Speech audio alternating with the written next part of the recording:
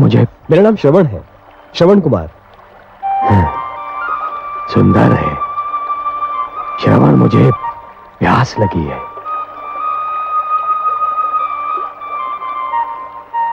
क्या बात है? मुनि श्रेष्ठ, आपके वस्त्र तो आपका परिचय देते हैं, परंतु आपके शस्त्रों से आपका परिचय समझ में नहीं आता।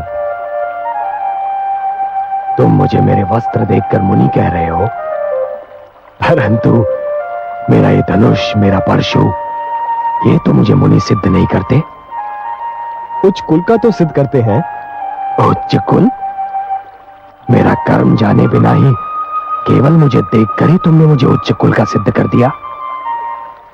आप अवश्य किसी श्रेष्ठ ऋषि की संतान हैं, परंतु मैं एक वैश्य मुनि और छोटी जाति की माता की संतान हूं। श्रवण, तुम्हें अपनी माता को छोटी जाति का कहते हुए लज्जा आनी चाहिए। माता तो माता होती है, जो पूजनीय होती है। व्यक्ति की पहचान उसके कर्म से होती है। श्रवण, जन्म से तो सभी शूद्र होते हैं। जन्मना जायते शूद्राः संस्कारात् विजोच्यते। क्षमा करें, मैं तो आपका विचार करके कह रहा था। मेरे हाथों से जल लेकर। श्रवण, वायु हर श्रेणी के व्यक्ति को छू कर आती है, और हर श्रेणी के लोग उसी वायु से अपनी श्वास भर लेते हैं, शीतलता प्राप्त करते हैं। सूर्य की किरणें भी सभी के लिए समान होती हैं। श्रवण, मेरा अर्थ समझ रहे हो ना? लाओ, मुझे जल दो, मैं बहुत प्यासा हूं।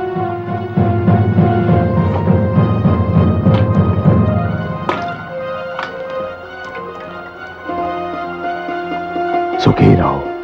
हे मुनिवर, आप मुझे अपना परिचय दें, बड़ी कृपा होगी, क्योंकि आज से आप मेरे आदर्श हैं। श्रवण, मैं ऋषि जमदग्नि और माता रेणुका का पुत्र परशुराम हूं। जन्म से तो ब्राह्मण हूं, किंतु कर्म से मुझे क्षत्रिय बनना पड़ा। भगवान परशुराम, अहो भाग्य मेरे, जो मुझे आपके दर्शन हुए। एक तीर्थ स्वयं चलकर मेरे पास आ गया। मैं तुम्हारा तात्पर्य नहीं समझा। मैं अपने अंधे माता पिता को तीर्थों की यात्रा कराने निकला हूं। वो जो बैठे हैं मेरे माता पिता हैं।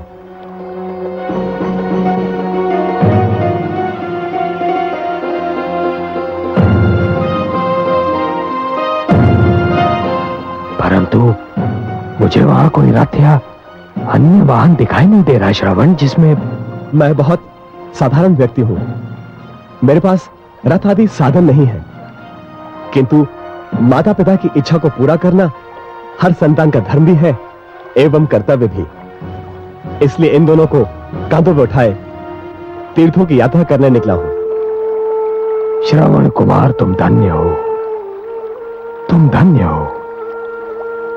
तुम्हारे दर्शन करने के उपरांत अपने माता पिता का परम भक्त होने का मेरा अहंकार तो चूर चूर हो गया। मुझे अपने चरण स्पर्श कर। नहीं नहीं नहीं नहीं, आप मुझे पाप का भागी ना बनाएं। आपका यश तो पूरे संसार में सूर्य किरण की भांति फैल चुका है। अब चलिए, चलकर मेरे माता पिता को दर्शन देकर धन्य कीजिए।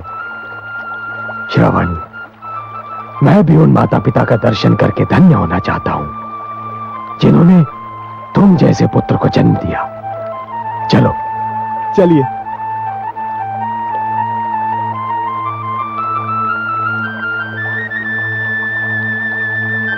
माता पिताश्री, भगवान परशुराम पधारे हैं। हमारे धन्यवाद। हे भगवान परशुराम, हमें अपने चरण छूने दीजिए। नहीं माता, चरण स्पर्श तो मुझे आपके करने चाहिए।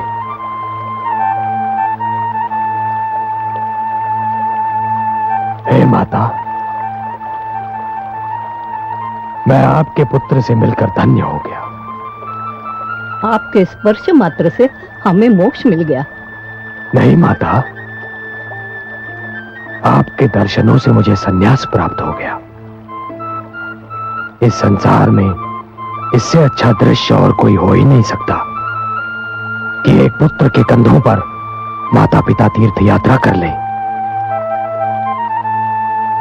माता, अब मुझे विदा दीजिए। मुझे महाराज जनक के पास पहुंचना है।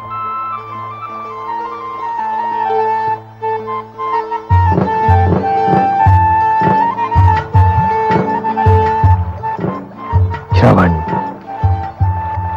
मैं हृदय से कामना करता हूं और आशीष भी देता हूं कि जब तक ये सृष्टि रहेगी, जब तक पुत्र धर्म की मर्यादा रहेगी, तुम्हारा नाम अमर रहेगा। आयुष्मान भव।